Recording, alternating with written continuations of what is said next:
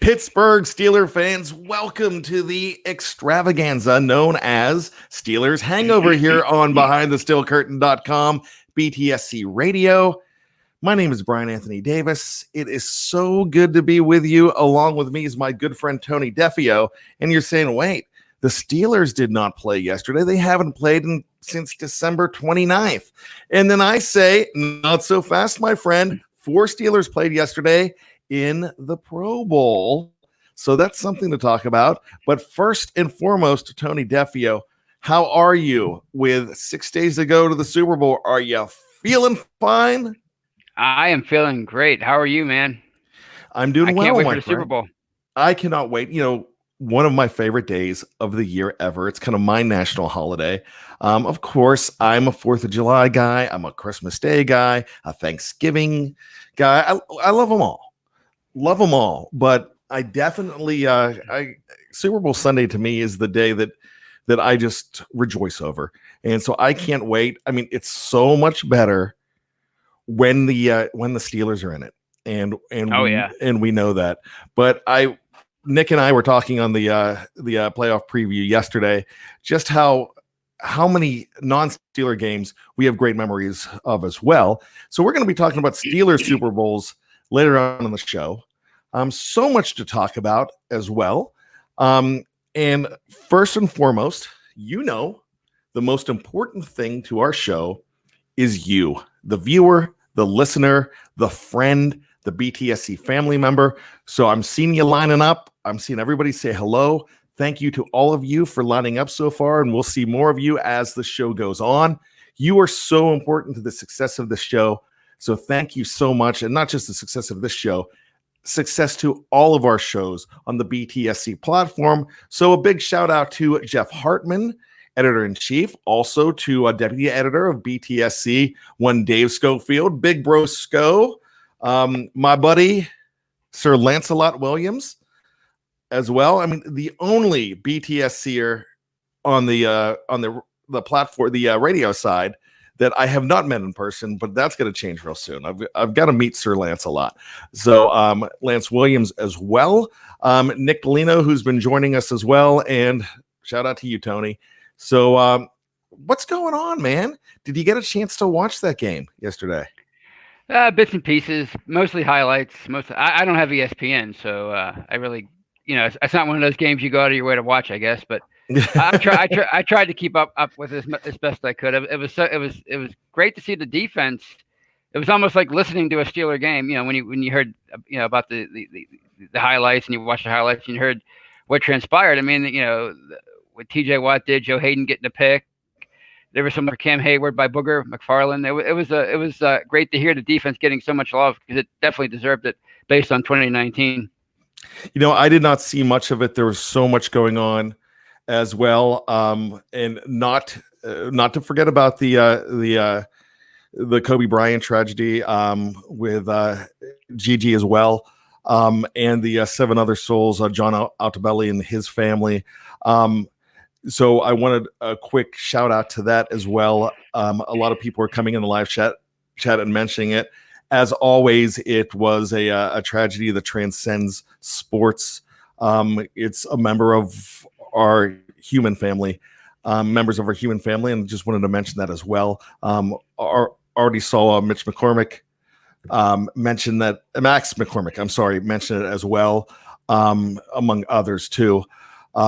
So it's one thing that we remember, and the legacy of Kobe Bryant, because as sports fans, there you go. And I'm not a huge basketball fan, and the reason I'm not is because Pittsburgh doesn't have a team. Of course, I follow the Pitt Panthers, West Virginia Mountaineers, but I've always followed the Lakers if I was going to follow a team, and that's a team that, for some reason, when we were growing up, it was Magic and Kareem, and Kareem's on the movie Airplane and stuff like that, and it was just the Magic. And I'm just a Los Angeles guy. I would love to live in LA. I visit there a lot. It's one of my favorite places, as crazy as it can be. And when I found out that the Olympics were going to be back there, that's something that I actually want to go. I have great fondness for the '84 Olympics. So just wanted to bring that up again because I know we're going to be talking about it in the live chat. And, the best thing about our BTSC family is, when the Steelers lose, we're a support group. But when anything happens, we're a support group as well. Lots of questions coming up about what we're doing for the Super Bowl and stuff like that. Remember those questions for later on in the show. I'm going to go ahead and answer that then. But back to the Pro Bowl. And, the funny thing about the Pro Bowl, guys, is this. We don't care about the Pro Bowl usually. But, Tony, I found myself really, really enjoying the fact that they had a great game. And I thought this week of Pro Bowl expectations was really special to this team because I felt a major unity among all four of them. Minka was there. Of course, we talked about TJ Watt, Trent Jordan Watt, if you didn't know his name. Did you know his name? Did you know he's Trent Jordan? Yes, he's Trent Jordan Watt. And, of course, Cam Hayward. We saw Cam giving the block to TJ Watt on that go-ahead touchdown, the winning touchdown in that game. I never remember a Steeler having the winning touchdown in the Pro Bowl, so I thought that was really cool. Joe Hayden getting an interception. In fact, I don't know, and it's nothing I've ever looked at, but I'm wondering if the Steelers ever had an interception in the Pro Bowl as well. But really nice to see that. But the best part all week long was the fact that these guys were talking about being Steelers, the importance of playing in Pittsburgh, and having unfinished business to do. Yes, that's the most important, I think. And go ahead, Tony. That was my most fondest memory from last week in the interviews is talking about, as those guys talking about having the unfinished business and wanting to take it to another level in 2020, and how disappointed they were in missing the playoffs. I think that shows an intensity that hopefully they can carry on through the offseason and into next year. So I liken to this. You go as a representative of your business, whatever it is, to a convention. And you go there and you bring back ideas. And I kind of feel like the Steelers, this 4-person contingent, this 4-player contingent, would have been 6 to Castro and Pouncey did stay home. And I get that too. But they went there and they came back, I think, even more hungry. I think that's what's going to happen. They're coming back hungry, but they're bringing back a feeling of cohesiveness, and it carries over. It's contagious. If you want 4 guys to represent your team, those are the 4. Those are the 4 to represent. I mean, they're all classy guys. My buddy didn't approach him, but saw Joe Hayden in Disney World last week. And he's like, yeah, I looked over and I'm pretty sure I just saw Joe Hayden. And it's something like that. These are just these are great representatives of Steeler Nation. So that's what I'm really thinking, that the Steelers are becoming that team. And they're sowing the seeds, and being in that Pro Bowl together is helping sow the seeds. Now, think about what the seeds are sowing to become the best team in the American Football Conference. And for the last, I'd say 20 years, the one team that you had to beat was that man in the hoodie, that man that you'd have to check to see if he had bugged your apartment. Every time you come home, you're like, has Bill Belichick been in my apartment? Because someone's been moved around, and is he bugging it? Am I going to take a shower and see it on YouTube because Bill Belichick put it on there? That's right. I think that's why they put those strips on the gas station pumps, because of Bill Belichick identity theft. And now of course, Tom Brady, just killing these guys. Just throughout the years, they've been the team to beat. Now it seems like that band is going to start to break up. hey, they could be back together next year. We don't know, but there's little things like Brady selling the house and already moving out of the area. And there's talk that he can end up elsewhere. I mean, before I heard people talking about it, and I'm not taking credit for it, I was thinking and I was talking about how the fact that he'd be perfect on the Los Angeles Chargers. It's probably the perfect fit for him right now. Because you know that Phil Rivers is on his way out. So that would probably be really interesting, but you never know what's going to happen in the next couple months. But it just seems to me that if the arrow's pointing up or the arrow's pointing down for Pittsburgh, for New England, that it's more likely turning down. Right. So, I mean, do you really see them being the team to beat next year? Not after this season, no. I mean, they would have to do some major work on their roster, like on offense, skill positions. But I don't think Brady's going to be back. I just have a feeling he's not going to be back. I think he's going to be playing elsewhere. Not that he's going to retire because he said he wants to come back. I think he's going to be playing elsewhere. But even if he does come back, I don't think they're going to be able to surround him with enough on offense to take another run. And he's going to be 43. So I don't think so. I think the Chiefs and a couple other teams maybe in the AFC are about to take the torch from them. So really, I mean, there's other teams there. Of course, Baltimore is always going to be a rival, and they will be. Cincinnati's always going to be a rival. Cleveland's going to be a rival. But do we really think that Cincinnati and Cleveland are going to be the team that the Steelers need to beat? Not next year. But any of those teams in the division, you can't crown one of them as your chief rivals, because there's always that team out of the division that is your chief rival. And man, I wasn't even, excuse the pun, I wasn't even looking to do it, but I already gave it up because the chief rival will be the Chiefs. And here's why. They're young. And I'm going to actually bring this up. They're hungry and they're good. Yeah. They have a franchise quarterback. C-Rex says, I'm a Steeler fan living in KC, and I can tell you this, Chiefs team reminds me of the Steelers of the 70s.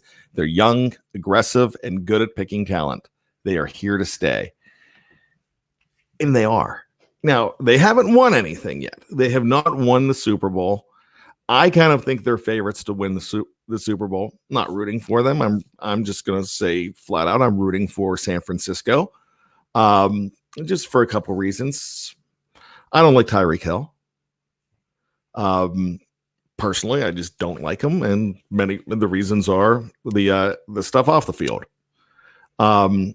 We've all seen that, and I mean, everybody has that guy, but for me, I just don't like him. But he's phenomenal. If I'm going to go ahead and pick a guy, if he's available on my fantasy team, I'm picking him. I have. But I think he's absolutely fantastic. You look at Pat Mahomes, though, he is the one guy that is he's the mantle. He is going to be the next guy that you talk about being the GOAT. It's really funny about the GOAT thing. Remember when we were kids, Tony, that if you mentioned someone as a GOAT, it was the guy that screwed up. Right. And now the GOAT is a completely different thing. It's an acronym now. It's an acronym, and it's totally changed. When we hear it, we think of something totally different than we used to. My 12-year-old son, the smallest kid in 7th grade, biggest mouth though, and he's a Davis. So actually, really funny. You guys call me bad. He's Connor Michael Anthony Davis, so he's C-Mad. So C-Mad's maybe has my Davis bravado and the Davis mouth and the Davis show-off gene as well. That my dad didn't really have the show-off gene, but I got it somehow. I mean, it came, and I'm a major show-off, and we all know that.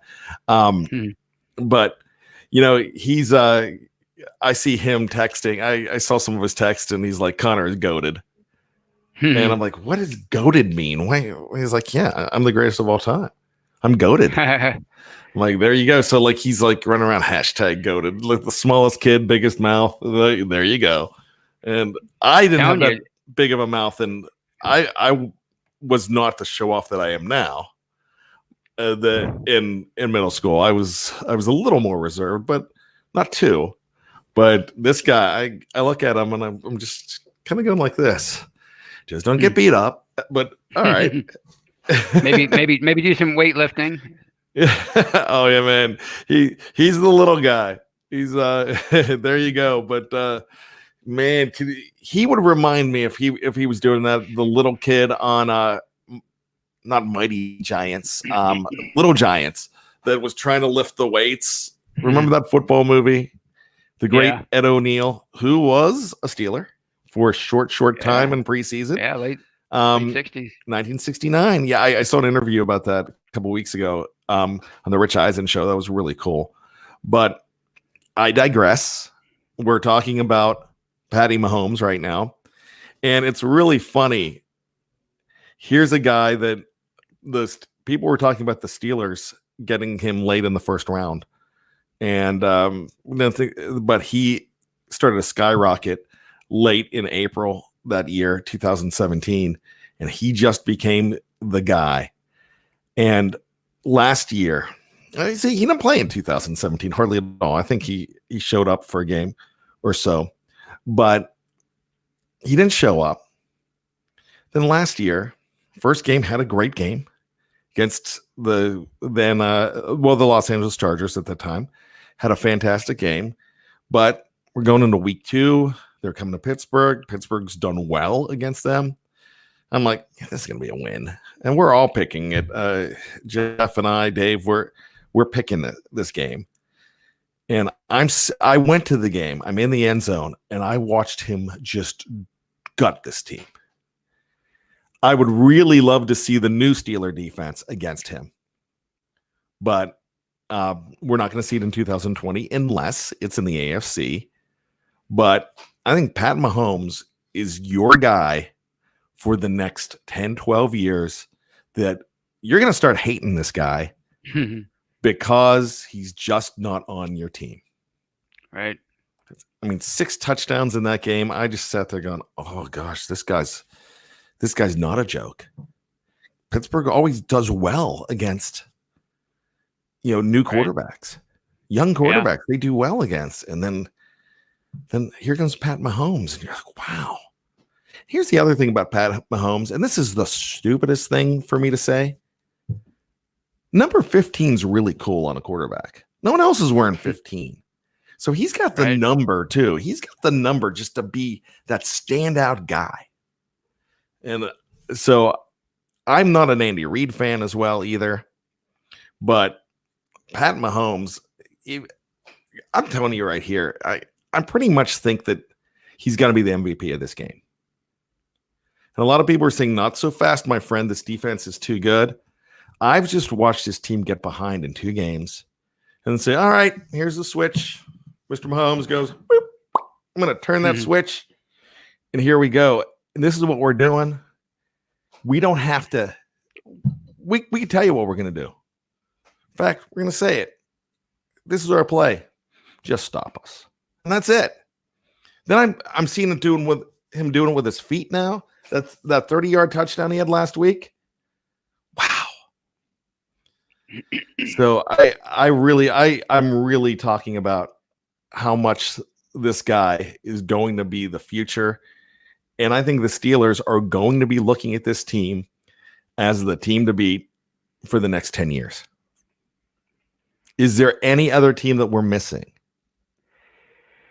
Other than Baltimore, I can't think of anybody. Houston, they have a great quarterback in Deshaun Watson, and he could elevate a team, as he gets more experience. But right now, I think it's the Chiefs. They have Patrick Mahomes, who's the best young quarterback in the NFL, maybe the best quarterback, period, in the NFL. I think it's hard to argue that right now. And they have a great organization. They have a stable organization. They have a veteran head coach. He's not going to coach for the next 10 years, I don't think. He's been coaching for 21 already, so he's probably only maybe another 4 or 5, I'd say, for Andy Reid. But they have a great front office, and they've been winning for a while. They just were missing that one piece. As Steeler fans, we know what that's all about. How many years did they win and just got close in the playoffs before falling, but they were missing that one thing, and that was the quarterback. they got Ben year 2. They're Super Bowl champs, and here they are, the Chiefs. They're in year 3, year 2 with Mahomes as their starter, and they're in the Super Bowl. So they were missing that one piece, and now they have it, and I think they're going to be a force to be reckoned with for a long time. Like you said, you said it quite nicely. He's going to be a guy that we're probably going to hate because he's not on our team, and he's a cute story right now because he's taken out the Patriots, and now they're in the Super Bowl, and it's their first time in 50 years, but once he starts beating on the Steelers, maybe in the next few years, we might not like him so much. So Tate Boy 61 agrees with you, Tony, as well as Wes. I mean, we should just put Wes on the show because he's here every single show, and he's better at analysis than I am. Ezra as well agrees. Thad Kennedy, who's been showing up a lot as well. Thad's saying Buffalo, and I like that. I just, for me, Buffalo, I just don't think Josh Allen is the guy yet. Right. You just don't know about him yet. Irish Killah Z. He's saying we have the Chiefs number ever since the playoff loss in the late 90s. We pretty much have. We've done very well against the Chiefs. Right. However, we had the Patriots number. If we go back and look at the record, it was like they were like 15-4 against New England until 2001. Then it all switched. Now I think they're tied. I'm just guessing at the number, but now they're tied, and we definitely don't have their number now. So I just don't know. Uncle Krog says something really interesting. Says Cincinnati makes the wild card next season.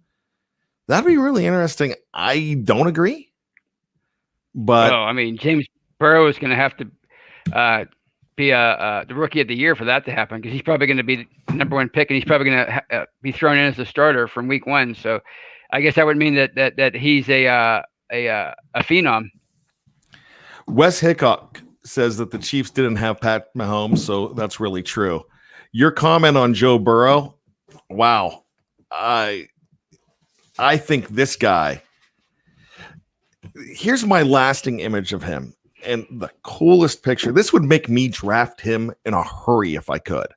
Not just the fact that he threw, 14 touchdowns in 2 games against 2 of the best teams in college football in the bowl championship series. Not just that. After the game, he's at his locker, and I'm gonna sit back, smoking a cigar, just like that, looking as cool as the other side of the pillow. Just, he just looked like the guy that when I saw that, I'm like, yeah, this guy's not going to be intimidated. Well, you know what Dan Fouts said about quarterbacks. You don't want a milquetoast as your quarterback, and apparently he has the confidence you're looking for. Yeah, there you go. Tony McBride says that year the Chiefs were 5-0 and we stopped the streak. That was great. That was great. And we really did. They had no problem going in ever and playing that team. But I'm just saying that there's a time for a team to turn the corner. Right. And if they win in 6 days and they become the champion, I cannot see them as a one and done team. Now, I might be wrong, and I've seen some people still think San Francisco wins this game. Keep those coming up here. Just throw them up. If you haven't thrown it up yet, just SF or KC. Just say who's going to win the game. I'm just going to ask. I'm not going to bring her on, but my daughter just walked in the room, and Ali said, "Hey, we need more Jillian on the show. Who's going to win the Super Bowl? Is it going to be San Francisco or is it going to be Kansas City?" Have you thought about it? Shout one out. You like the Chiefs? They've got the red helmets with the arrowhead and the KC, or do you like the gold helmets with the SF and the San Francisco 49ers? They both wear red jerseys. Oh, you're not going to answer now. Oh, she's shy all of a sudden. Wow. Talk about difficult. Wow. Difficult guest. So let's look at this. We've got, I'm just going to go up a little bit. Kane Adamson, KC. Mr. T Steeler fan, San Francisco. Jesse George, Chiefs win 35-24. C Rex. I like that name, C Rex. KC. Thad Kennedy. I love Thad Kennedy. I'm going to bring this up. This is making me laugh. Wilford Brimley gets that ring, KC. It's the right thing to do. Quaker Oats. You know what's funny? Somebody said the other day that Tom Cruise, when he was in like the Mission Impossible movies, or when he was the same age as Wilford Brimley when he was in Cocoon. Like, well, he looked like he was 90 then.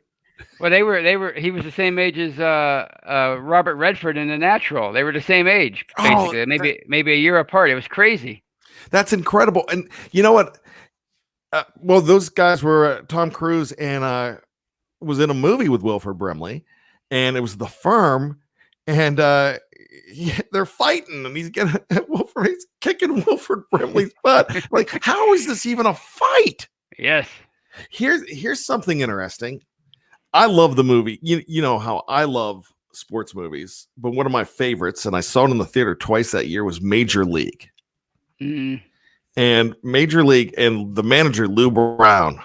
Forget about the curveball, Ricky. Right. Give him the heater. Right. That guy was 39 years old when he was in that movie. I know. It's we crazy. Are almost 10 years older than that, yeah. Tony. Yeah. And they look like they could be. We don't look that old. Dad now. Yeah. Oh my gosh. So that's really moved. There you go. Ryan Kellerman says San Francisco. Gosh, Wilford Brimley. That's all I'm going to think about, Thad. Thanks, man. Solarverse 6 is going KC. Uncle Krog, I can't pronounce it, so I'm just going to say that. Kanichwai City. So I guess I'm not sure what that means. And let's see. Deal with it. A good fan of the show. SF San Fran wins. Jesse George says Matt Holmes is the next big thing. I would expect him to win a few Super Bowls. Yeah, I mean, I really think if he wins this week, he just wins, and he just keeps on winning. Wes Hickok, my gut says SF. I don't think that the Kansas City offensive line can block all of those defenders. Getting bent with Bo, defense wins championships. Tried and true. That's true. Not always, but you need a lot of offense too. You need offense. That's a misnomer. I think this is just a different offense. I mean, and they've got the run. I mean, San Francisco has a great running game, but Kansas City does. Kansas City has a running game here. Right. Tanya McBride, that rookie Debo, he's a monster. We're talking about Debo Samuel. Here's a guy to look at, and we haven't seen one of these in a while. Number 17 for the Kansas City Chiefs. And of course, now his name just Sammy Watkins. No, not Sammy Watkins. I'm talking about the second round pick from Georgia. He was their second round pick from Georgia. He's their kick returner and a wide receiver. And why did I lose that name? It was on the top of my tongue. I was about to say it. And then apparently I started talking. Hardman. Yeah, Hardman, according to Anthony Blewett. Yes, Mecole Hardman. Mecole Mecole Hardman. Yeah, that's not related to Jeff Hartman. Mecole Hardman is not related to Jeff Hartman. Just letting everybody know that. That guy. Here's my prediction. That guy's taking one to the house. Kickoff return. He's returning one. Might even he's gonna either open the game or open a half or do something. He's returning a touchdown. So you heard it here from BAD. If you want a prop bet, there you go. Tate Boys 61, excuse me, says San Francisco. Cecil Clark, Kansas City. Thad agrees. It's more Wilford Brimley. I love it. That's so and then Uncle Krog says Sterling Marte is an Arizona Diamondback. So Uncle Krog is done with the he's ready to go back to Pittsburgh. He's our field reporter. Yeah, it's like, hey, let's forget about Kansas City. Let's talk Pittsburgh stuff. All right. Yeah, a Pirate trade today, so very interesting. Those prospects might not be bad. Who knows? 98,671X says SF gets the lead. They will lose. And Sixburg 96 says that he says KC heavy. C-Rex Hardman is pure rapid and he doesn't beat the ladies. So as a Steeler fan, much easier to root for. Please excuse we're having some problems in the studio here. So our studio audience is getting a little rowdy. So so here you go. Thad Kennedy says, I have to take daughter to basketball practice. Great show as always. Longtime listener on podcast, just recently got on YouTube. So that's great. So there you go. It looks like there's no consensus pick. No, it's a really great matchup. I think that's why. So Tony, what do you think here? I mean, what is your guess though? Your guess. Who are you thinking is really going to win this game? My gut's been saying since the games ended last week, I think Kansas City's going to win a close game. I really do think they have the best player. We talked about Patrick Mahomes. They have the best player. They have better skill position players overall, and they don't have as good a defense. San Francisco has the edge there, and they have the edge in the running game, but it's not a big enough edge to make up for what the Chiefs have as far as an advantage over the San Francisco. So I think the Chiefs are going to win. I'm thinking like maybe 30-24, 31-27, something like that. I'm still thinking Kansas City as well. Young woodburning. It's going to be the Chiefs. It's because who they've had to face all year, the AFC. Hey, there you go. That's interesting. Uncle Krog he wants a nail biter. I don't think it's going to be a blowout Super Bowl. I really don't. But if San Francisco wins this game, I'm not going to be shocked either. Oh, no. That defense that's a special defense. Oh, that's a heck of a team. They're a great team. Now, 98,671X says, we need to change that name. That's too hard. We need a nickname for, we're just going to call him 98X. It's like a password. KC defense will rise to the occasion. Yeah, that's true. Maybe I should, maybe my stuff's way too easy then. San Francisco struggles with a mobile QB. But I didn't get back to 98X. KC defense rises to the occasion. That's a defense that wasn't good, but they did what Pittsburgh did. They went out and got a stabilizer. And I tell you what, Tyrann Mathieu, he's tiny, he's a hard-hitting safety, and he'll blow up your game. And he's the kind of guy that if you're going to get a guy that's going to win it for you on defense, it could be a guy like that.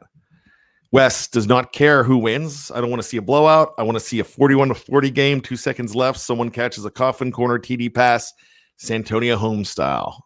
That would be great. I'll sign up for that. Oh yeah. I just don't want it to be better than that Super Bowl. And that's a good segue because the last thing we're going to talk about here today on the show is memories of the Steelers. And, this has always been, I got spoiled. Tony, we're the same age. Right. And we got to a point where we just expected to see the Steelers in every year. And we're under 10 years old at the time. In 1979, I mean, we're 8 or 9 years old, give or take a month or two. I'm 8 because I'm December of 71. So, and my parents went to Super Bowl 14. They at the last minute they got tickets, and I told you that story, right? Oh yeah, I with Terry Bradshaw. I envy that. Terry Bradshaw yelling at me, not yelling at me, scolding me a few years ago. Father's Day. Yeah, because I was mad that my dad went without me. He's like, just be glad you got him, son. I'm like, Terry Bradshaw just gave me a life lesson. And my dad and I have always joked about that too, but it was really cool. But when we're talking about Steeler memories of Super Bowls, I've seen all 6 wins. I've seen the 2 losses as well too. And I want to include those 2 losses in with Steeler memories as well. So what's the most memorable Steelers Super Bowl for you? And what is your favorite? What let's not say favorite, but what means the most to you? Which one, when you look back at your life, what was the most transcendent Super Bowl for you? Oh, that's an easy one. Super Bowl 40, Ford Field. Bettis' last game in his hometown. I mean, it wasn't really because of that. I mean, that added to it. But as you mentioned, we're the same age, and I started becoming a fan right at the end of that 70s dynasty. I remember Super Bowl 14. That's the first game I remember watching. I don't know. I'm sure I watched before that. I just don't remember it. But and then you go through the 80s and the natural downturn after that dynasty, and there are a lot of struggles there. They had an okay decade. They made playoffs a few times, but it was nothing close to what we saw in the 70s or what the adults in my life saw in the 70s. And then the 90s under Cowher, a lot of great teams. He resurrected the franchise and he breathed new life into it, but they just could not get over the hump. Same with the early 2000s with Cordell and Tommy Maddox, and then boom, Big Ben comes in, and everything changes. And I never thought I'd see it. I never thought I'd see that day. 26 years from the time I was 7 years old, and I was 33, and that run was just magnificent. I felt like a little kid. I felt like I was 11, 12 years old over again watching a team. It was just I could not. I don't think it's ever going to be topped. What they did that year and the experiences I had over those 8 weeks when they went on their streak. Yeah, you know what? I would have to say as the one that means the most to me would be Super Bowl 40 as well, because it was the first one as an adult. One of the ones that means so much to me was Super Bowl 13, because it's the first one I watched in full. And a young woodburning just called me out saying, well, weren't you about 3 years old? I know I watched the game. I have no recollection of it. I watched the game. But as a part of what I've been doing the last week and a half, I've been watching every Steelers Super Bowl.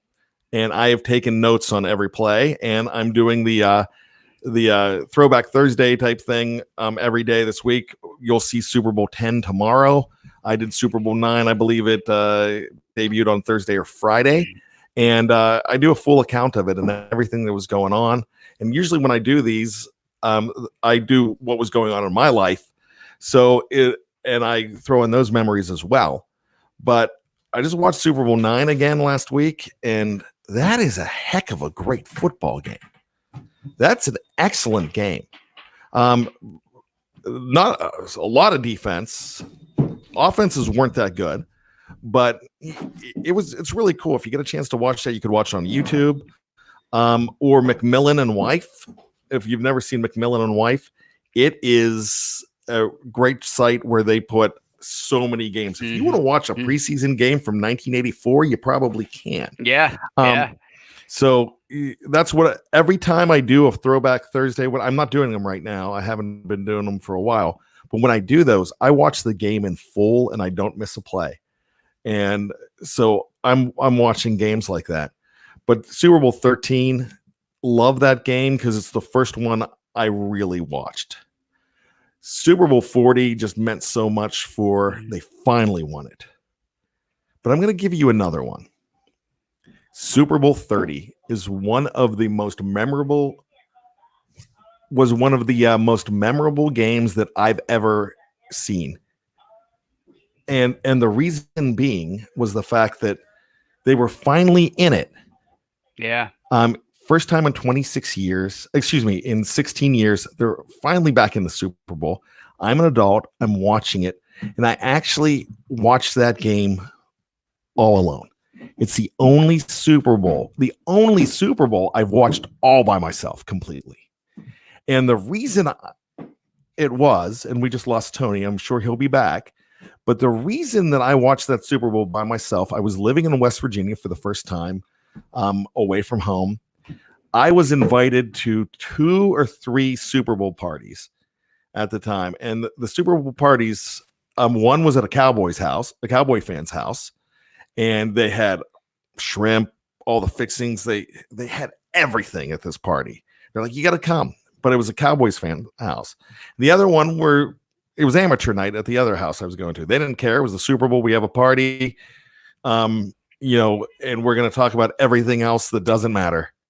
The game is just a backdrop. We're going to go ahead and, the halftime show is more important. So Diana Ross is going to be more important in this game. Who ate all the little Smokies, all this, and that commercial's great. I hate, like everything. I don't even watch football, like that kind of stuff. And I just didn't want to be around it. I wanted to absorb this game. They were like 13, 14 point. They underdogs. And when that game started, you're like, we're just glad to be here. They're not going to win this game. But as it went, you started to think, just maybe. And right before halftime, Yancey Thigpen, who I met about 2 or 3 years ago, he signed a picture of that. The picture I selected was of him in the end zone. I said, that I know exactly where that is. We talked about it. He goes, yeah, that was, and he was so cool about it. He was like, yeah, that was such a great memory for me because, when I caught that ball, I'm like, I knew we were back in it. Mm-hmm. And one of my favorite Steelers of all time is Yancey Thigpen, actually. When we talked about it the other day, a little bit ago, that's a big one. Wes, this is the third time Wes is asking me. He wants to know what's on my wall. My son I have family in London. My son is a big fan of anything cars. He loves automobiles, Grand Tour, Top Gear, which is an English show. Grand Tour is basically an English show as well on Amazon. But that's from the movie Cars 2. And it's, I think his name's Nigel Gearsley, and it says London. And it's the green car from the World Grand Prix in Cars. So that's on the wall. When I find my Bubby poster, the Bubby poster is going up behind here. So that's what I'm looking for. I got to pull out Bubby, and that's going back up. But there you go. I promised I'd answer that question. Can I say something about Super Bowl 30? Because yeah. I'm glad you have such fond memories of that game, because I share the same sentiments. Just the 2 weeks leading up to it, I never thought again, going back to the 80s and the early 90s, all the struggles, I never thought I would see it. And for them to survive the Colts game, and it was something I'll never forget. I'll always cherish that time. And I think more Steeler fans should look back on it and cherish it, because, we're both 47. Well, I'm 47. I guess you just turned 48. So we're the same age. And we've been around for all the Super Bowls, but there's only been 6 in our lifetime. It doesn't happen very often. So when it does happen, you just have to, even the losses, you just have to embrace those times, because they're so rare. Yeah, 6 wins, 8 Super Bowls. For me, getting back to that game, though, it is, there was so much emotion in that game. When LaVon Kirkland comes in and Troy Aikman's backing up and he's falling, like, I'm just going down. Just don't murder me. And he does point. And when Bam Morris just walks into the end zone, and you're listening to the highlights, and you're like, oh my gosh, I love watching those highlights too, because you think it's going to happen. And when they're driving, when Neil O'Donnell throws that throws that interception again to Larry Brown, okay, that's when you know it's over. And we could talk about hating Neil O'Donnell all you want. You're not there that year without Neil O'Donnell. That's all I'm going to say about that. But really, that game, they had that game, and it was a chance to come back.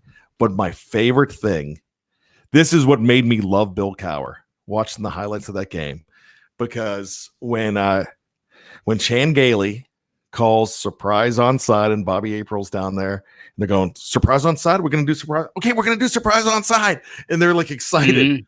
And when you do it, and Norm Johnson's another favorite Steeler of mine all time, my favorite Steeler kicker. Well, besides Gary Anderson, of course, but Norm Johnson, just love him. And he was almost, they had Dean Biasucci to start that year in camp when they lost Gary Anderson. And Dean just was terrible. And then they came up somehow. They were able to get Norm Johnson. And I was like, yes. Right. And so, but when they had that surprise onside, and who was it that Deion Figures went and recovered it, and he ran with the ball, and he couldn't. But that game was just, you felt it. And then Bill Cowher. Right.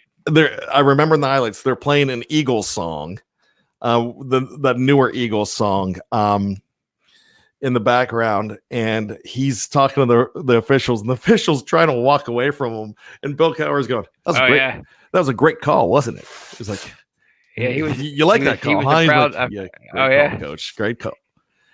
He pulled a Hank Stram there. Yeah. Super Bowl 4. But they're walking off the field, and God bless her, may she rest in peace, Kay Cowher, coming down, had some of the girls there, and I'm not sure which daughter it was, whispered something to him. They practiced what they were going to say to him because they knew, how passionate he was about that game. And Bill, with a couple of tears in his eyes, said, sometimes you win, sometimes you lose. And when I saw that, I was like, I love this guy even more. And then someone's yelling from the stands, great game, coach. And he just puts his hand up and goes in the locker room. I'm like, this guy needs to win one. And that's when I was fully, then he was my guy. Just that game, they lost that game, and it hurt. It hurt for a long time because they didn't get back for another 10 years. Right. But I still have so many great memories of that game because of the roller coaster of emotions and what would have happened. Because the year before they had, oh my gosh, Alfred Papunu, Dennis Gibson, losing that. And they would have went to the Super Bowl. They were 14-point favorites. And Mr. T Steeler fan says, could we have beaten the Niners in 94? The Niners beat the Chargers in that Super Bowl. I'm going to say no. I don't think they would have beaten the Niners. They came into Three Rivers and beat up the Steelers pretty good in week 1 that year. So, it's still week 1. It doesn't, your team's not fully formed by that point, but yeah, probably not. But still, they should have been there. They should, because the Chargers were one of the worst teams ever to represent any conference in the Super Bowl. They were just not bad, but they should not have been in the Super Bowl. Yeah, gosh, probably my biggest disappointment watching that game. That game hurt. But that game was great. Another game that would have been great. They're down 18 points in 2010 to the Green Bay Packers. They're losing 21-3, and they're getting shredded. Then all of a sudden, they start coming back. And then they get a touchdown. They get the 2-point conversion. I remember Antoine Randall L. And why was Antoine Randall L. playing in that game so much? Do you remember why? There's a reason. This was the most he played that. He didn't play a lot that year because he was your return man and he was older. But I know Mike Wallace wasn't hurt. Hines Ward caught a touchdown in that game. Did he get hurt at some point in that game? Emmanuel Sanders got hurt. He was playing at home in Dallas, and he got hurt. He hurt his knee in that game right before halftime. And Antonio Brown was not much of a threat yet. He caught a couple big balls down the stretch as a gimmick, fourth or fifth, not gimmick, but as a fourth or fifth guy to surprise you with. But he wasn't really in the scouting reports as a guy that was going to beat you. But so they're driving They're driving to win. To go ahead in that game. And Rashard Mendenhall, which that's another guy that a lot of people hate because of that. But I don't know who's holding onto that ball. He got pancaked. Right. Not pancake. They hit the ball on two sides. And unless you have Wolverine's hands and have them spiked in the ball and clutched, I don't know how you're not fumbling. That was just that was pretty brutal. But they still had a chance to come back. Could you imagine if Ben could have gotten completions on that last drive? There's plenty of time. They could have won. Yeah, I remember getting a text. Right. Yeah, I remember when they held on third down before the Steelers' last possession. My uncle texted me and said, "Ben with 2 minutes down by 6." He said, "Would you want anything better or more?" I said, "No, this is what we wanted." So it just didn't happen. That was, I have fond memories of that comeback, and they lost too. Now I haven't watched the highlights of that as much. I've probably maybe watched it once, and it's not that it's not that it kills me to watch it. It's just like I just don't have the feeling that I had with that Dallas loss. And I know they didn't win it. And I know there's no moral victories, but it just it made you feel good about your team.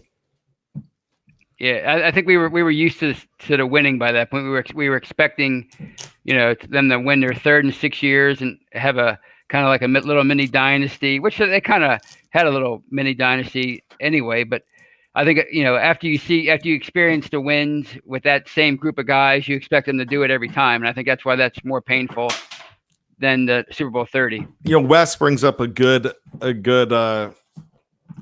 thing here. He's saying, think Juju and Humphrey in week 5, same concept. Yeah, Juju fumbled the ball, but Humphrey made a great play. Yeah, that was not. Let's go back to that and let's compare Mendenhall and compare Juju. And hold on one moment. So, with that being said, he didn't fumble. He got the ball knocked out. He got right. The defense made that play, and that's it. Am I surprised that Rodgers only won one Super Bowl? No, no. Yes, I am surprised. I thought he would have won more. I thought they were on their way to, just like we were talking about Mahomes earlier. I thought Aaron Rodgers was going to rack up 2 or 3. So, I could be completely wrong about the whole Mahomes thing, but I thought he was going. I thought Rodgers was. So, Mr. T, good job bringing that up. That's the funny thing about this game. Yeah. Just when you think you have all the answers, there's somebody else. I'm going to steal from Rodney Piper here. There's somebody else changing the questions. And it's like there's somebody saying, "Not so fast, my friend. What about us?" Mm-hmm. Mike Wallace dropped that 4th down pass. Irish Killah says, the 4th down pass that hit his face mask. That's why we lost to the Packers. If we didn't get rid of Santonio Holmes, we would have won that Super Bowl.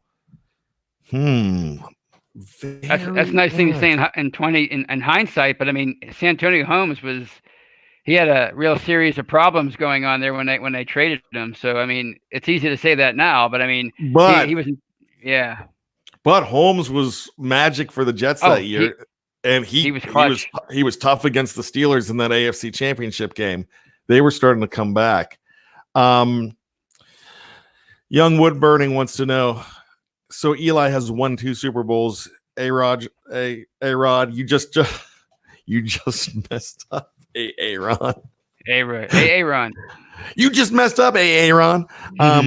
Both future Hall of Famers, or does Eli not get in and A-Rod does get in? No, they both get in. Yeah.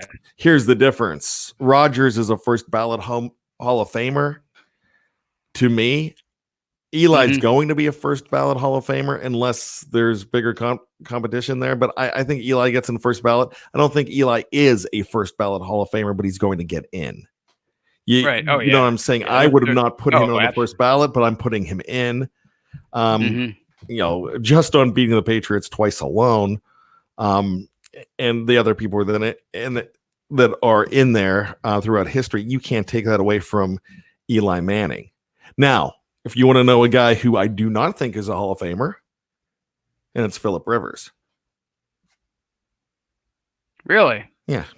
Yeah. I mean, I can see that because he never even managed the Super Bowl, you know. But I guess you can make the same argument that needed a Dan Fouts, and you know they had similar careers. So, although I think Fouts played in bigger games, so maybe you're right. Maybe you're right. I just don't think he's. To me, I'm getting it on the live chat right now. I think he had a long career. He had a solid career. And this isn't about winning rings because Jim Kelly didn't win a ring, even though he was in 4 in a row.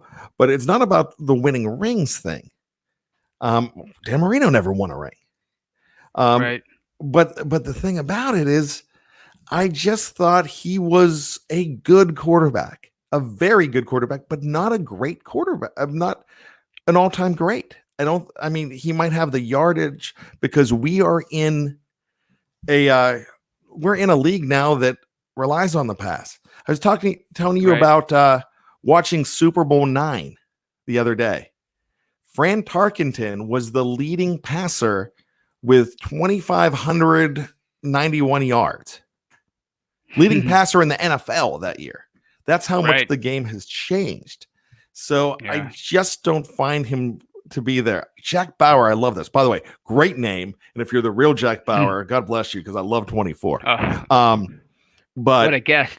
Phillip Rivers is the modern day Ken Anderson. Ken Anderson is not in the Hall of Fame. I always liked Ken Anderson, though. But that's probably a really good comparison. You know, so I would probably say I say no to Phillip Rivers. So there you go. But with that being said, Tony, because I could tell you were disagreeing with me. Could you make a case for him? Well, just the fact, you know, his numbers, overall numbers. But you know, to your point, I was when you were going over Rivers' career, I was trying to think of a breakout, like one memorable moment from the guy, and I really couldn't think of one. You know, like you have Eli with, you know, the helmet catch. You know, he had this part in that helmet catch in the Super Bowl where he broke he got away from the sack and kept play alive, something like that. You know, Ben, any number of plays with Ben, but you can't think of anything with Phillip Rivers as far as a defining moment for his career. There it is. Tony, good call, because there's never a time you're like, man, did you see what Phillip Rivers did? Rivers did it again. No, we just don't get it with that guy. I mean, sometimes it's longevity. Somebody asked in the live chat a long time before, and it has really nothing to do with Steelers and everything. Knows I'm a Pittsburgh guy. Asked if Dave Parker should go in the Hall of Fame. Is he a Hall of Famer?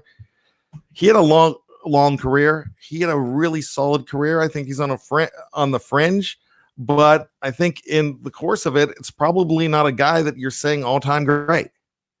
Right. Fantastic player, a great player, but I don't know if he's an all-time great. Right.